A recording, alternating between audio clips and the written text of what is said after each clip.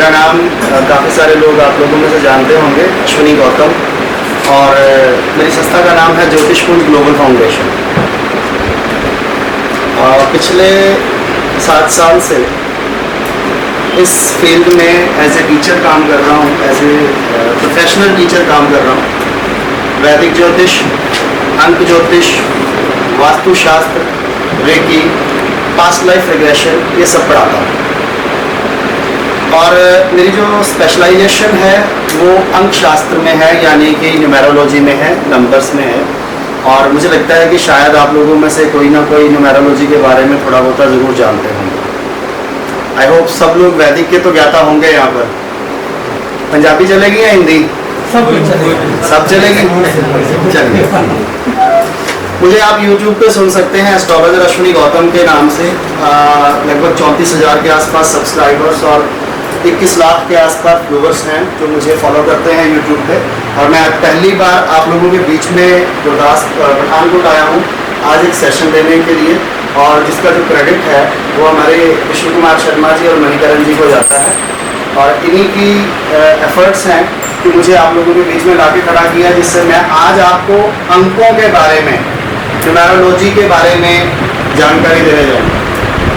पिछले 7 साल की टीचिंग के दौरान मैंने लगभग 5,000 से ज़्यादा स्टूडेंट्स को न्यूमेरोलॉजी सिखाया है। मेरे पठानकोट के भी 1-2 स्टूडेंट्स हैं जो शायद आज नहीं अवेलेबल होता है। तो बात हम नंबरों की करेंगे, नंबरों के बारे में जानकारी लेंगे कि नंबर्स जो होते हैं वो क्या होते हैं। हमारी आज की वर्कशॉप का जो ये विषय है, और अगर आप सब लोग का सहयोग रहा तो फ्यूचर में हम इस तरह की वर्कशॉप जो है वो हमेशा लगाते भी रहेंगे पठानकोट के अंदर। मुझे लगता है कि एक रेवोल्यूशन की ज़रूरत बहुत ज़्यादा है, खासकर हमारे ब्राह्मण समाज को एक रेवोल्यूशन की बहुत ज़्यादा ज़रूरत है।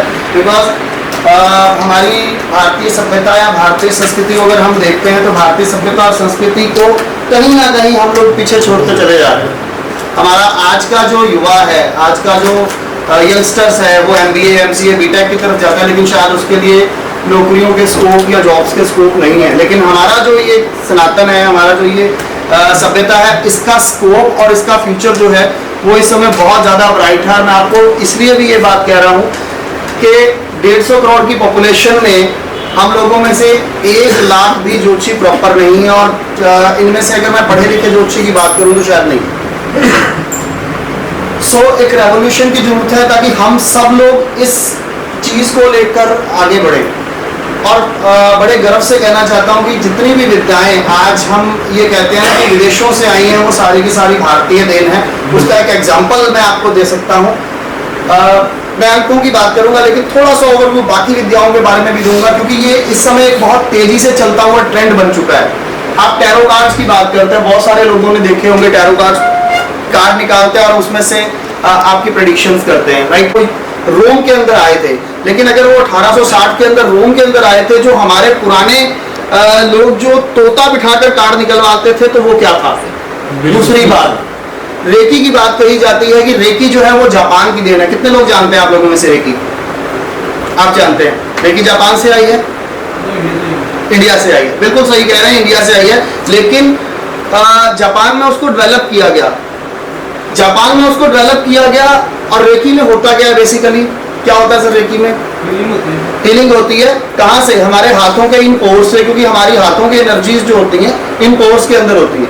पुराने समय में हमारे पैरों को हाथ लगाया जाता था, और बेसिकली अब तो घुटनों तक रह गए हैं, पहले पैरों को हाथ लगाया जाता था, और इवन उसकी उंगलियों को छुआ जाता था, पकड़ा जाता था बहुत अच्छे तरीके से, ताकि वहां से एनर्जीज ली जा सके, पॉजिटिव एनर्जीज। और हमारे ऋषि मुनि हमारे सर के ऊपर जब हाथ रख देते थे तो वो ये कहा करते थे कि ले बस अब तो काम सिद्ध हो गया, क्योंकि इसने मुझे आशीर्वाद दे दिए, और उनके आशीर्वाद से ही हमारे काम सिद्ध हो जाया करते थे। वो भी रेकी ही है। आप अपनी एनर्जी को दूसरों की बॉडी के अंदर ट्रांसफॉर्म करने की जो प्रोसेस है, दैट इज रेकी।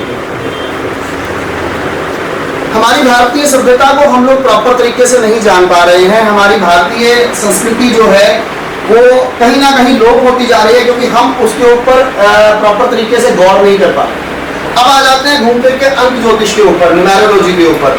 बहुत सारे लोग अगर आप न्यूमेरोलॉजी सीख रहे होंगे तो न्यूमेरोलॉजी के बारे में ये कहा जाता है कि ये एक विदेशी विद्या है। बिल्कुल भी नहीं। न्यूमेरोलॉजी में 16 प्रकार आते हैं, जिसमें से कुछ ऐसे प्रकार हैं जिनको बाकायदा नाम विदेशी नामों पे दिया गया है, जैसे चैल्डियन। चैल्डियन में इसको चाइनीज न्यूमरोलॉजी कहा जाता है, यानी कि ये चाइना की देन है। कबाला, जो कि जापान की देन माना जाता है, इसको हिब्रू से कनेक्ट किया जाता है। लेकिन अगर हम इसके बैक में चले जाएं, अगर हम इसका पिछड़ा देख लें, तो नंबरों की शुरुआत जीरो से होती है, और जीरो की डिस्कवरी किसने की थी? कौन सा वो? आर्यभट्ट। तो जब आर्यभट्ट ने जीरो निकाली थी, तो न्यूमरोलॉजी विदेशी कैसे हो सकती है? अंक ज्योतिष विदेशी कैसे हो सकती है? आज इस सेशन के माध्यम से मैं अंकों के कुछ ऐसे रहस्य आपके सामने शेयर करूंगा, जिसे आपको सीखने की कभी जरूरत नहीं होगी, और मेरे बोलने के दौरान आप उन नंबरों को अपने ऊपर प्रेजेंटली अप्लाई करके भी देख लीजिएगा, आपको साथ ही रिजल्ट मिलेंगे। सेम चीज एप्लीकेबल होगी आप लोगों के ऊपर, जो मैं आपको आज नंबरों के हिसाब से बताने जा रहा हूं। न्यूमेरोलॉजी वैदिक ज्योतिष का एक सहायक अंग है, जो हमारी साइकोलॉजी को समझने में हमारी मदद करती है। बेसिकली एक साइकोलॉजिस्ट और एक न्यूमरोलॉजिस्ट दोनों एक ही चीज है। एक साइकोलॉजिस्ट और एक न्यूमरोलॉजिस्ट दोनों एक ही चीज है, जो हमारे दिमाग को पढ़ने में हमारी मदद करता है। न्यूमरोलॉजी अंकों के माध्यम से तो आपकी मानसिकता को जानने और समझने में आपकी सबसे ज्यादा मदद करती है। और अंकों का महत्व इतना ज्यादा है कि आज सब कुछ ही अंकों पे हो गया। आप लोग मोबाइल यूज करते हैं सभी लोग, है ना? मोबाइल कम्युनिकेशन का एक बहुत बड़ा जरिया हो गया है। अगर उसमें नंबर ना हो तो वो कैसे चलेगा? और इतना बड़ा जरिया हो गया है कि वही एक जरिया है जो हमें सुख की और दुख की दोनों की खबरें देता है आज के टाइम में। 1 मिनट में हमारे मूड को चेंज करने का जो जरिया है वो मोबाइल हो गया है। अभी एक फोन आ जाएगा तो हम बहुत खुश हो जाएंगे, अभी एक फोन आ जाएगा तो हम बहुत दुखी हो जाएंगे। तो बेसिकली नंबरों का जो ये खेल है, ये बड़ा जबरदस्त है, बहुत जबरदस्त खेल है नंबरों का। और जिसको वैदिक ज्योतिष आता है उसको न्यूमेरोलॉजी जरूर सीखनी चाहिए, क्योंकि नंबरों के साथ अगर आप वैदिक का कनेक्शन बना के करेंगे तो आपको और ज्यादा मदद मिलेगी अपनी प्रेडिक्शंस को और ज्यादा इंप्रूव करने में। तो मैं एक न्यूमरोलॉजिस्ट होने के नाते, एक अंक शास्त्री होने के नाते आज आपको नंबरों के उन रहस्यों के बारे में जानकारी दूंगा। देखिए, नंबर मेरी तरफ बोर्ड पे आप फोकस करिएगा। मैं आज आपको बहुत सारी चीजें यहाँ पर बताने वाला हूँ न्यूमेरोलॉजी के बारे में। न्यूमेरोलॉजी यानी कि अंक ज्योतिष, ये वर्ड अपने जहन में डाल लीजिएगा, क्योंकि अब अंक ज्योतिष आज की क्लास के बाद आपके दिमाग में घूमेगी, और आप न्यूमेरोलॉजी के जरिए हर चीज देखने की और सोचने की कोशिश करेंगे कि ऐसा कैसे हो सकता है। और ये इतनी बड़ी विद्या है कि आज के टाइम में इतना ट्रेंड इसका चला हुआ है। जितने बड़े बड़े फिल्म स्टार्स या जितने बड़े बड़े इंडस्ट्रियलिस्ट हैं, मैं आपको पैसा कमाने के जरिए भी बताऊंगा आज इसी में, जितने बड़े बड़े फिल्म स्टार्स और जितने बड़े बड़े इंडस्ट्रियलिस्ट हैं, वो अपने नाम को और अपने फर्म के नाम को सेट करवाते हैं नंबरों के हिसाब से, और उसके लिए मुंह मांगी कीमत दी जाती है। मेरे पास बहुत सारे फिल्म स्टार्स हैं जो मुझसे नाम सेट कराते हैं, बहुत सारे इंडस्ट्रियलिस्ट हैं जो अपनी नई नई फर्म्स के नाम मुझसे सेट कराते हैं सिर्फ नंबरों के बेस पे। और ये बहुत बड़ी विद्या है, इसे समझना हमारे लिए बहुत जरूरी है। और आप इतना इजीली इसको समझ सकते हैं, इतना इजीली आप जान सकते हैं कि आपको बड़ा मजा आएगा। अंक ज्योतिष किस चीज के ऊपर आधारित होती है? अंक ज्योतिष सिर्फ और सिर्फ अंकों के ऊपर आधारित होती है, और उसके लिए आपको क्या चाहिए होता है? एक यूनिक आइडेंटिटी नंबर। और वो कौन सा यूनिक आइडेंटिटी नंबर जिसे आप चेंज नहीं कर सकते, लेकिन परमात्मा आपको देके भेजता है इस धरती पे? Date of birth. आपकी डेट ऑफ बर्थ, सिर्फ एक डेट ऑफ बर्थ, और कुछ नहीं चाहिए। जब भी आप डेट ऑफ बर्थ की बात करते हैं, ये डेट ऑफ बर्थ, आप वैदिक ज्योतिष की बात करेंगे तो इसके साथ आपको time and place of birth भी चाहिए ना, लेकिन न्यूमरोलॉजी में आपको सिर्फ डेट ऑफ बर्थ चाहिए। और ये एक व्यक्ति की साइकोलॉजी को समझने में आपकी बहुत बड़ी मदद करती है। और मेरा मानना यह है कि एक इंसान को अगर जिंदगी में कोई प्रॉब्लम आती है ना, तो वो उसकी अपनी सोच और उसकी अपनी साइकोलॉजी की वजह से आती है। उसके व्यवहार की वजह से आती है, कुछ उसकी आदतें उसके जीवन में इनबिल्ट होती हैं जो उसको मजबूर करती हैं कुछ ऐसे काम करने के लिए जिसे वो नहीं भी करना चाहता। तो उस साइकोलॉजी को समझने में नंबरों से बढ़िया जरिया आपको नहीं मिल पाएगा। मैं आज बात करूंगा डेट ऑफ बर्थ के बारे में। एक अंक ज्योतिष का कंसेप्ट है हमारे पास जिसमें डेट ऑफ बर्थ से दो चीजें निकलती हैं। फर्स्ट, दैट इज योर मूल अंक। मूल अंक इज योर बेसिक नंबर। मूल अंक इज योर बेसिक नंबर। और दूसरा जिसे हम कहते हैं भाग्य अंक। मूल अंक इज योर बेसिक नंबर, भाग्य अंक जो है वो आपका डेस्टिनी नंबर है। मूल अंक को हम लोग साइकोलॉजी नंबर भी कहते हैं। अब ध्यान से समझिएगा कि साइकोलॉजी में जब मैंने यहाँ वर्ड लिख दिया साइकोलॉजी, तो साइकोलॉजी का मतलब क्या होता है? साइकोलॉजी का मतलब आपकी साइकोलॉजी, आपका दिमाग, आपके सोचने समझने की पावर, आपकी क्षमताएं, दैट इज योर साइकोलॉजी। हम कैसे सोच सकते हैं? हर आदमी की साइकोलॉजी अलग होती है। कोई कैसे सोचता है, कोई कैसे सोचता है, कोई कैसे सोचता है, कोई अच्छा सोचता है, कोई बुरा सोचता है, कोई ऊंचा सोचता है, कोई नीचा सोचता है। हर आदमी की साइकोलॉजी अलग है और ये जो नंबर है ये आपकी साइकोलॉजी को रिप्रेजेंट करता है। दूसरा, आपकी सोच कैसी है वो मैटर नहीं करता। मैटर ये करता है कि आपने जिंदगी के अंदर हासिल किस चीज को करना है, आपकी डेस्टिनी क्या है। इसी वजह से आप भाग्यांक को डेस्टिनी नंबर बोलते हैं।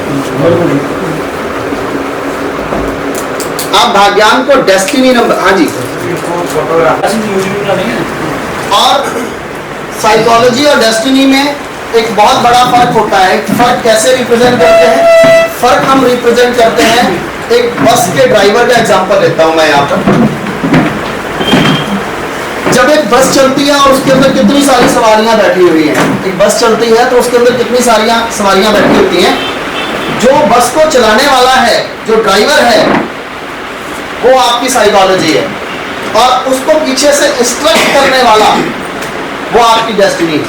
जिस तरह से ड्राइवर बस को चलाता है उसी तरह से हमारी जो साइकोलॉजी है हमारी जिंदगी को चलाती है। हम लोग जो भी करते हैं अपनी सोच के अनुसार करते हैं। क्लियर? और कोई एक डेट ऑफ बर्थ मैंने ले लिया 24/6/1970। 24/6/1970। ये जो 24 है ना, ये जो 24 है ये आपकी साइकोलॉजी है, यानी कि आपका मूलांक है। इसको मैंने 24 लिखा, ठीक। और अगर मैं इस पूरे नंबर्स को टोटल कर लेता हूं तो ये आपका भाग्यांक बन जाएगा, यानी कि आपकी डेस्टिनी बन जाएगी।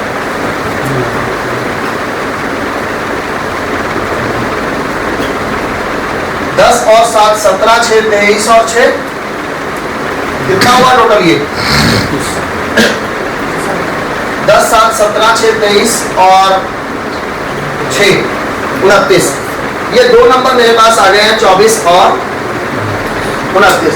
लेकिन मैं आपको बताता हूं खेल सारा 1 से लेके 9 नंबरों के बीच का ही है और यही 1 से 9 नंबर आपको समझने होंगे। इसको हम डबल डिजिट में नंबरों को कभी भी नहीं लेते हैं। हम लोग जब भी नंबर्स लेते हैं वो सिंगल डिजिट के नंबर लेते हैं। तो मैं इसको 6 कर देता हूं और मैं इसको 2 कर देता हूं। मैं इसको 6 कर देता हूं और मैं इसको 2 कर देता हूं। राइट? तो आपकी जो सोच है वो 6 है और आपकी जो डेस्टिनेशन है वो 2 है। ठीक है? 6 और 2 का ये कॉम्बिनेशन, अगर मैं इस बंदे के बारे में बात करूं, ये डेट ऑफ बर्थ मेरे सामने आ जाएगी तो मैं इसको कहूंगा कि यार ये 6-2 का बंदा है। This person belongs to number 6 और 2। ये 6-2 का आदमी है और ये नंबर कहीं ना कहीं हमारे ग्रहों के साथ कनेक्ट होते हैं और अब मैं इनको ग्रहों के साथ कनेक्ट करता हूं। उसके बाद मैं साइकोलॉजी उस पर आता हूं आपके बर्थ चार्ट में। ये ठीक क्लियर हुआ आपको? साइकोलॉजी और डेस्टिनी का कॉम्बिनेशन क्लियर हो गया। अभी हम बात करेंगे 9 नंबर्स के बारे में। सबसे पहले बात करता हूं उसकी जिसको आर्यभट्ट ने डेवलप किया, यानी कि 0। What is 0? 0 is an infinite power, यानी कि ये एक अनंत शक्ति है और इसकी पावर इतनी जबरदस्त है कि जिस भी नंबर के साथ लग जाएगी उसकी पावर को कम से कम 10 गुना बढ़ा देगी। 2 बार लगेगी 100 गुना बढ़ाएगी, 3 बार लगेगी तो 1000 गुना बढ़ा देगी। यानी कि जीरो एक अनंत शक्ति है। जब भी हम नंबरों की बात करते हैं तो जीरो को सबसे ज्यादा इंपॉर्टेंस दी जाती है। 6 में और 60 में जमीन आसमान का फर्क है। तो ये एक इनफाइनाइट पावर है। आप सब लोग वैदिक ज्योतिष जानते हैं, कोई ऐसा तो नहीं जो वैदिक ज्योतिष नहीं जानता यहाँ पर, सब जानते हैं। तो मैं नंबर 1 की बात करता हूँ। नंबर 1 इज सन, यानी कि सूर्य। नंबर 2, मुझे ये ज्यादा समझाने की जरूरत नहीं पड़ेगी, मैं मेन बर्थ चार्ट पे आता हूँ। नंबर 2 इज मून, यानी कि चंद्रमा। नंबर 3 इज जुपिटर, यानी कि Devguru Brihaspati. Number 4 is Rahu. 5 is Mercury, यानी कि बुध। 6 इज वीनस, यानी कि शुक्र। 7 इज केतु। 8 इज सैटर्न, यानी कि शनि।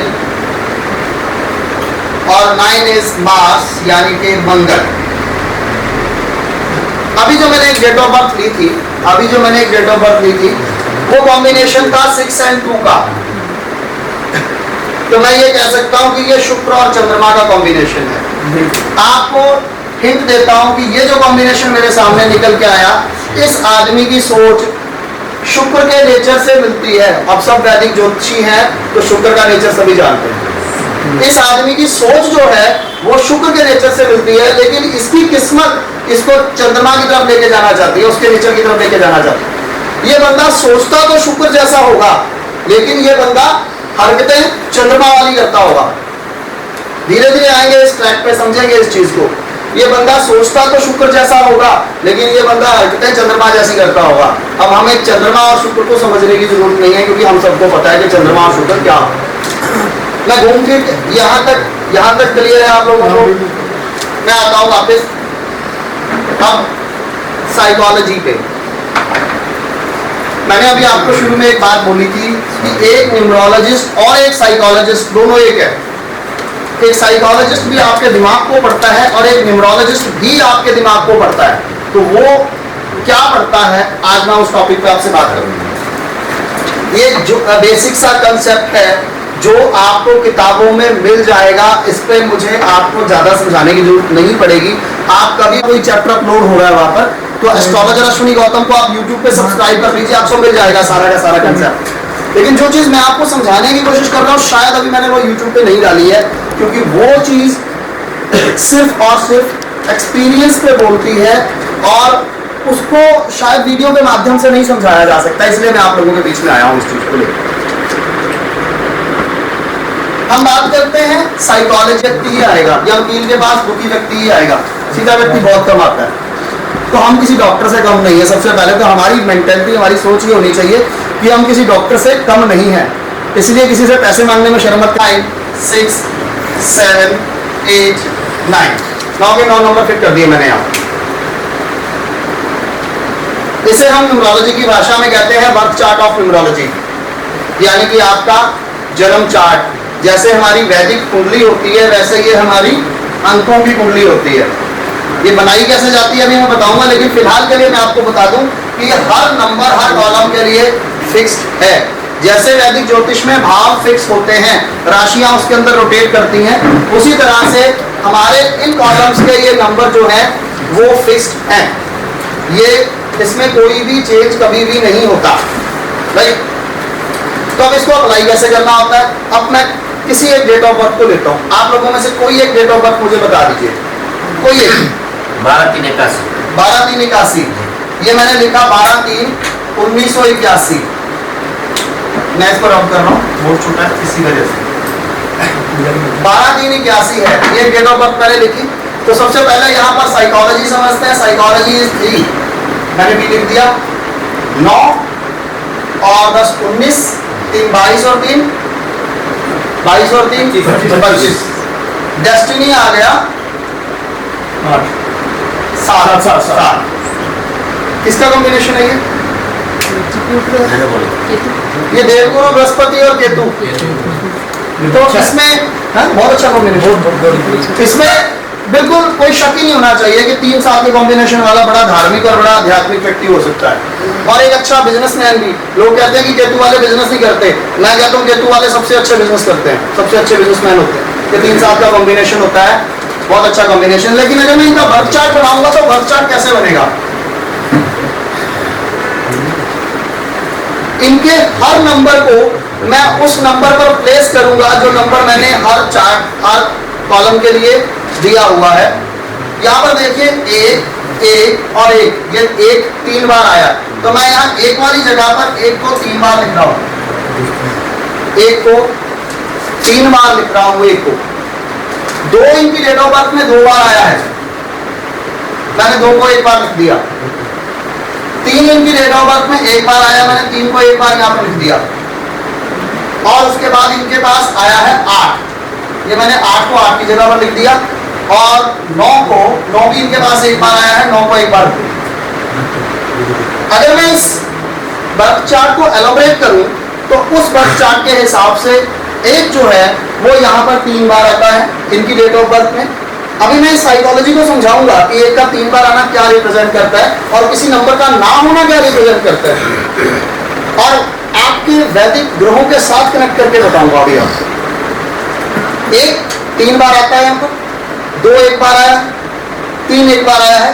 इनके पास नंबर 4 5 और 6 तीनों नंबर नहीं है, इनके पास नंबर 4 5 और 6 तीनों नंबर नहीं है। इनके पास नंबर 7 नहीं है।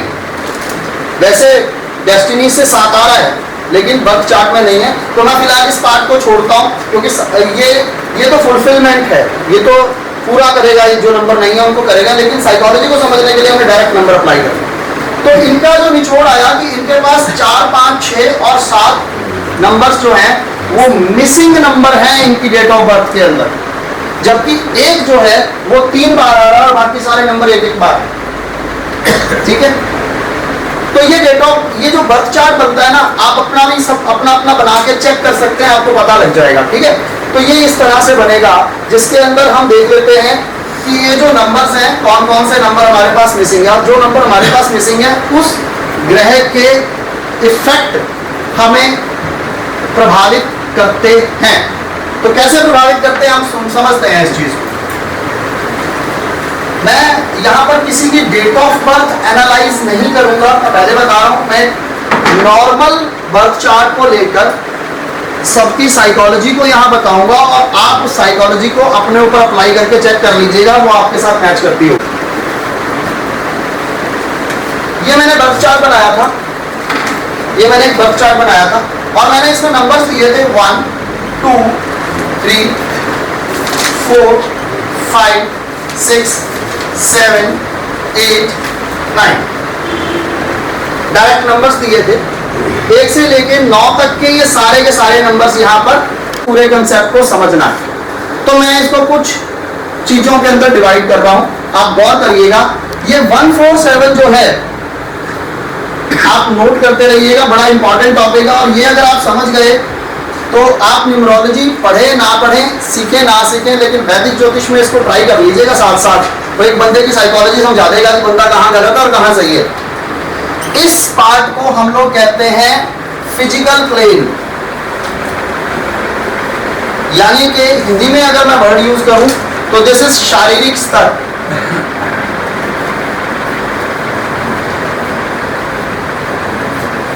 ये हमारा शारीरिक स्तर है 1 4 और 7। ये नीचे वाला जो रो है ना, ये हमारे शरीर को रिप्रेजेंट करती है। ठीक है, अब शरीर के बाद जब हम एक जन्म ले लेते हैं तो हमारे शरीर में क्या होती है, हमारी आत्मा। तो ये जो 2 5 8 वाला जो कॉलम है ना, ये हमारी आत्मा है। इसको मैं नाम दे देता हूं आत्मिक स्तर, यानी कि सोल प्लेन।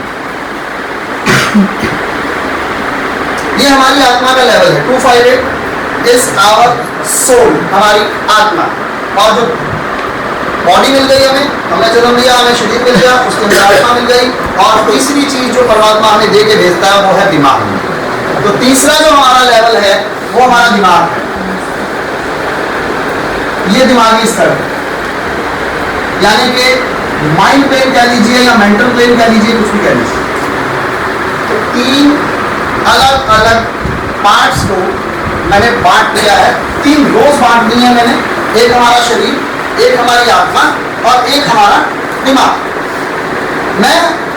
क्योंकि मैं एक चीज मानता हूं कि आज के टाइम में इसको एडवांस तरीके से समझने की जरूरत है, ये मेरी डिस्कवरी है और मैं अपने ही मेथड से आपको समझाने की कोशिश कर रहा हूँ। शायद ये मेथड आपको नहीं मिलेगा, लेकिन जब आप इसके रिजल्ट्स देखेंगे ना, आपको साथ ही साथ अवेलेबल मिलेंगे। यहाँ पर ये मेरी डिस्कवरी है।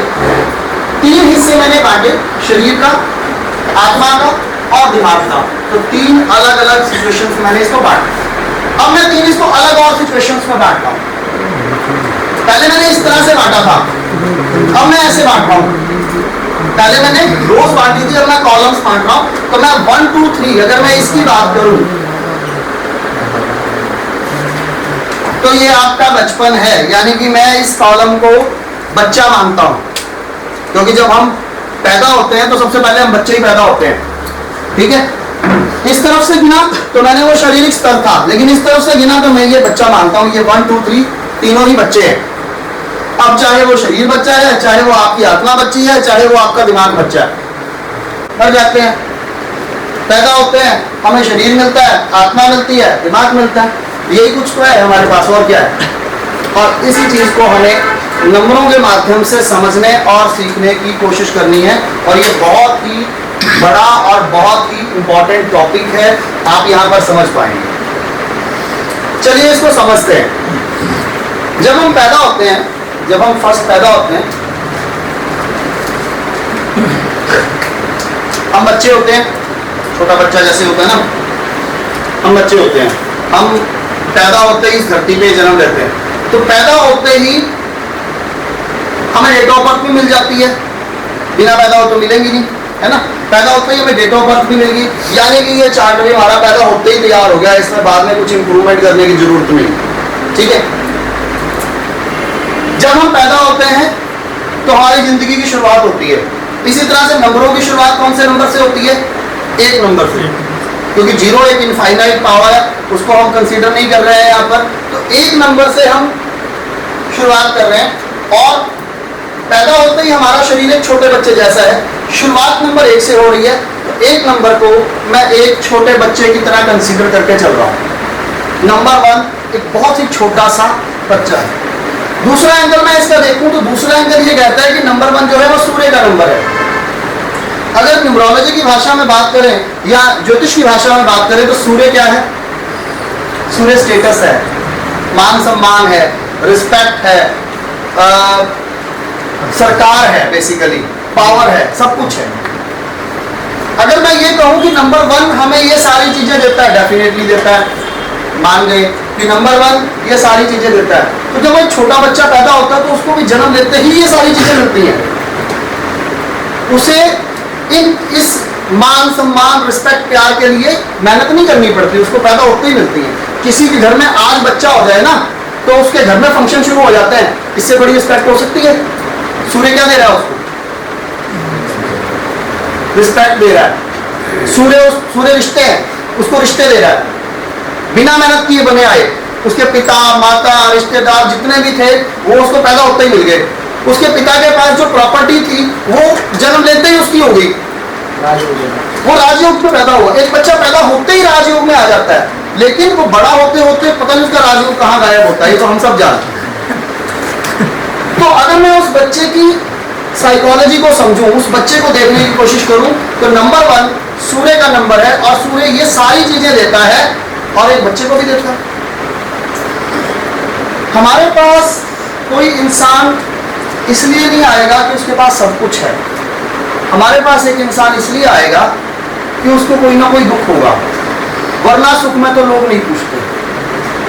जिसका काम निकल जाता है वो ब्राह्मण के पास नहीं जाता, वो तब दोबारा ब्राह्मण के पास जाता है जब उसको फिर दुखी होता है, वैसे नहीं जाता वो। और ये फैक्ट है, और यही हाल डॉक्टरों का और वकीलों का भी होता है। उनके पास भी लोग तभी जाते हैं जब वो दुखी होते हैं, वैसे उनको भी कोई नहीं पूछता। तो हम 3 एक ही कैटेगरी के लोग हैं, जो हमारी जड़ से नहीं करता डॉक्टर। ठीक है, हम तीनों एक ही कैटेगरी के लोग हैं। मान सम्मान देता है, स्टेटस देता है, रिस्पेक्ट देता है, वो सबको पता है। लेकिन वन आपको क्या नहीं देता है वो हमें पता होना चाहिए, तब हम अगले की जड़ को पकड़ पाएंगे। पता होना चाहिए तब हम जाकर समझ पाएंगे कि इसको समस्या क्या है। अब आप एक छोटे बच्चे को एनालाइज कर लीजिए। एक छोटा बच्चा जो है उसके पास क्या नहीं होता। उसको सूर्य ने सारी चीजें दे दी, उसको रिश्ते दे दिए, उसको परिवार दे दिया, मान सम्मान दे दिया, उसके पैदा होते ही घर में फंक्शन होते हैं, मिठाइयां बांटी जाती हैं, सारे काम किए जाते हैं। सब कुछ तो सूर्य वाला है उसके पास। क्या नहीं है? जुबान। और आप कभी नोट करिएगा कि जितने भी वन साइकोलॉजी वाले लोग हैं, वन साइकोलॉजी वाले लोग कौन कौन से होते हैं? जिनका जन्म 1 तारीख को, 10 तारीख को, 19 तारीख को या 28 तारीख को पैदा हुआ, जो हुए हैं, ये 4 वन साइकोलॉजी वाले लोग। क्योंकि टोटली लेना है मैंने, वन आना चाहिए। 1 तारीख, 10 तारीख, 19 तारीख और 28 तारीख के जितने भी लोग हैं, कभी आप नोट कर लीजिएगा, वो बोलने में शेर होंगे, कोई शक नहीं है, लेकिन वो अपने दिल की भावनाओं को दूसरों के सामने कभी व्यक्त नहीं कर पाते हैं। और यही उनकी सबसे बड़ी प्रॉब्लम है, जिसकी वजह से उनको जिंदगी में प्रॉब्लम्स आती है। मैं इसको एलॉबरेट करूंगा अभी, मैं इसको डिटेल में बताऊंगा आपको किस तरह से नहीं कर पाते। एक छोटा बच्चा जो होता है ना, उसको परमात्मा ने जुबान नहीं दी, उसको सब कुछ दिया है। और अगर उस छोटे बच्चे के पेट में दर्द हो जाए ना, तो वो आपको ये बता नहीं पाएगा कि मेरे पेट में दर्द है। और हम में से कोई समझ भी नहीं पाएगा कि ये कहना क्या चाह रहा है, सिवाय उसकी मां के। फील नहीं कर पाएंगे हम लोग, और वो हमें बता नहीं पाएगा। और आज का जमाना एक ऐसा जमाना है, जब तक आप अपनी बात दूसरों के सामने दमदार तरीके से नहीं रख पाते ना, लोगों के पास इतना टाइम नहीं है आपको समझने के लिए। मैं बड़ी प्रैक्टिकल बात कर रहा हूँ, बहुत प्रैक्टिकल बात है। लोगों के पास समय नहीं है हमें समझने के लिए, हमें बतानी पड़ेगी अपनी बात, तब जाकर लोगों के दिमाग में पड़ेगी। तो छोटा बच्चा तो वैसे नहीं बता सकता। जब छोटा बच्चा बता ही नहीं सकता, तो फिर उसकी भावनाएं कैसे समझी जाएंगी? ये एक बहुत बड़ी समस्या होती है। जो 1 तारीख को, 10 तारीख को, 19 तारीख को या 28 तारीख को पैदा हुए हैं, वो व्यक्ति अपने दिल की भावनाओं को दूसरों के सामने व्यक्त नहीं कर सकते हैं। बहुत क्लियर है। उसके पीछे 2 रीजन है। वो उनकी ईगो भी हो सकती है, और ये हो सकता है कि उनको बोलने में हेजिटेशन आती है। मैं उस चीज पे भी आऊंगा, अभी उसको और डिटेल में बताता हूँ। तो अब ऐसा नहीं है कि वो दिल की भावनाएं नहीं बता पाते, तो बोल नहीं पाते, वो मेरी तरह बड़बड़ भी करते होंगे, बोलते भी बहुत ज्यादा होंगे, लेकिन कहीं ना कहीं उनका वो अकेलापन, उनका एक्सप्रेस करने की पावर, फीलिंग्स जो है वो नहीं बता पाएंगे। उसके पीछे बहुत सारे रीजंस हैं, उन रीजंस को हम समझने की कोशिश करें। सबसे पहले मैंने आपको एक पॉइंट बताया कि अगर आपका जन्म 1, 10, 19 और 28 तारीख को हुआ है, तो आप अपने दिल की भावनाएं दूसरों से व्यक्त नहीं कर पाएंगे। और मान लीजिए आपका जन्म 1, 10, 19 और 28 तारीख को नहीं हुआ है, किसी और डेट में हुआ है, तो क्या उनके अंदर भी ये बात आएगी मन वाली? बिल्कुल आएगी। किस केस में आएगी? अगर आपके पास आपकी जन्म तारीख में 1 ना हो।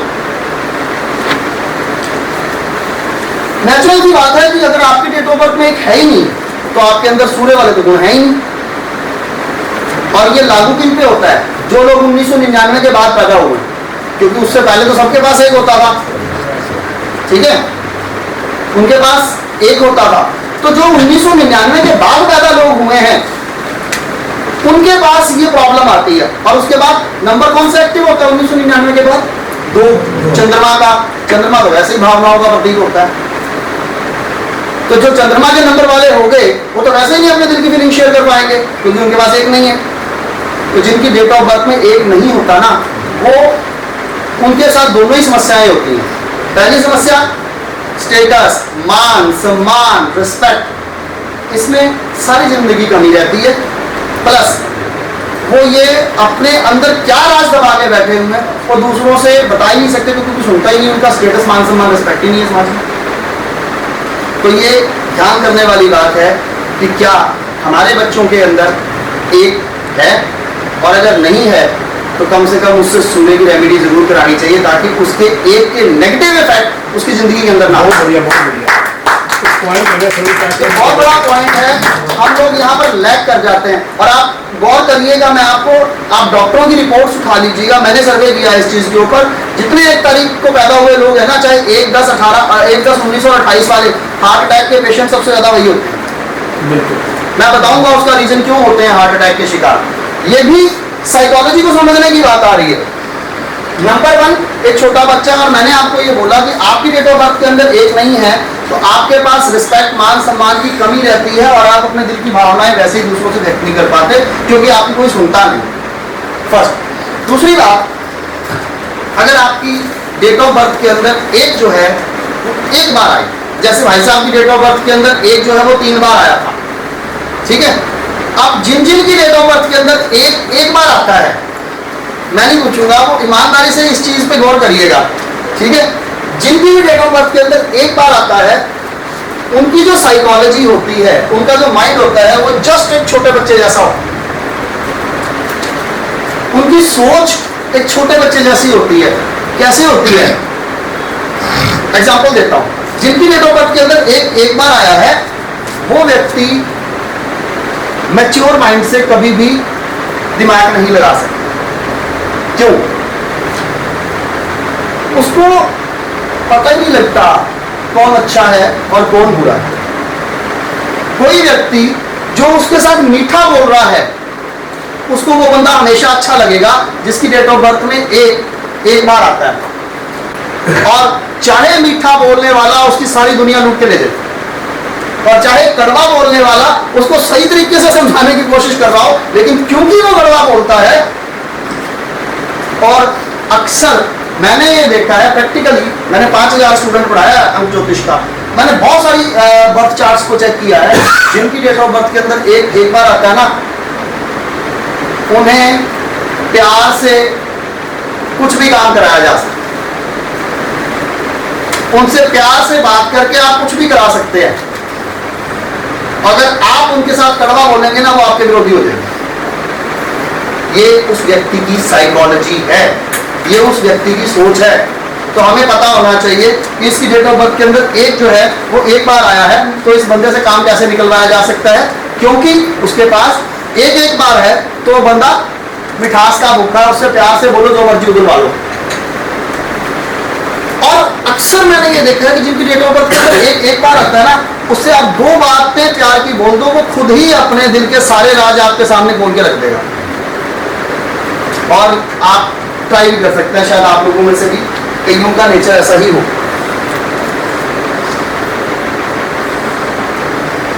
लोग उसको आगे नहीं बढ़ने देते। क्यों? क्योंकि जब भी कंपटीशन की बात आती है तो कॉम्पिटिटर भी उसको दिखाता है, नहीं नहीं हमारे बीच में क्या है कंपटीशन, हम तो दोस्त हैं। मीठा बोलेगा, सारा कुछ निकलवाएगा उससे कि तू करना क्या वाला है, और बाद में उसी की थ्योरी, उसी की फिलॉसफी उसके ऊपर अप्लाई कर देगा, और वो बेचारा देखता रह जाएगा मेरे साथ बनी क्या। तो ये फैक्ट है, जिनकी डेट ऑफ बर्थ के अंदर एक बार आता है, उनकी साइकोलॉजी जस्ट एक छोटे बच्चे की होती है। जैसे एक छोटा बच्चा अच्छे और बुरे की पहचान नहीं कर पाता, वैसे ये व्यक्ति अच्छे और बुरे की पहचान नहीं कर पाते हैं।